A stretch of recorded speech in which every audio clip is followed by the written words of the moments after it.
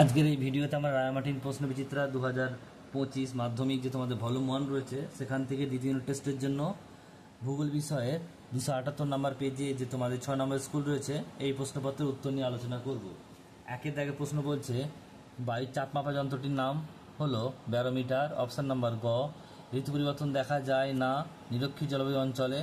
Next প্রশ্ন বলছে ফ্রান্সের রোন উপত্যকায় প্রবাহিত শীতল স্রোত মিস্ট্রাল।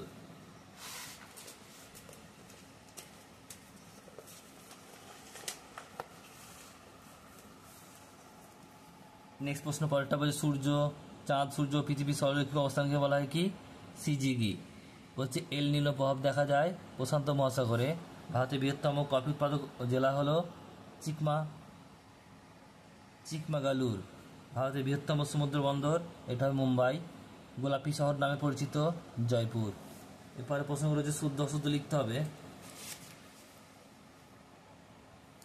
এক একটা বলছে শুদ্ধ অশুদ্ধ, এক একটা বলছে বায়ুর তাপমাপা যন্ত্রের নাম হচ্ছে হাইগ্রোমিটার, এটা হবে অশুদ্ধ, কারণ হচ্ছে বায়ুর তাপমাপা যন্ত্র নাম হচ্ছে থার্মোমিটার।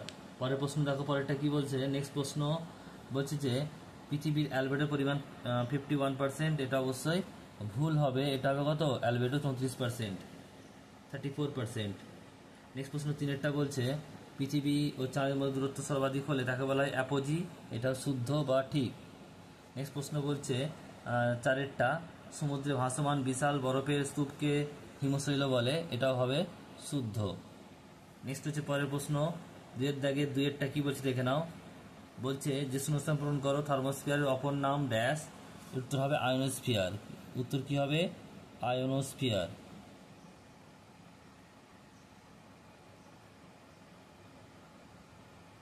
নেক্সট প্রশ্ন দুইটা বলছে ড্যাশ বন্দর আরব সাগরের রানী নামে খ্যাত, এটা হবে কোচি বন্দর।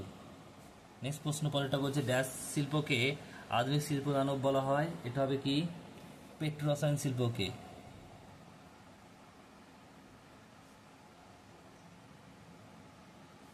নেক্সট প্রশ্ন ড্যাশ ভারতের ম্যানচেস্টার নামে পরিচিত, এটা হবে কি?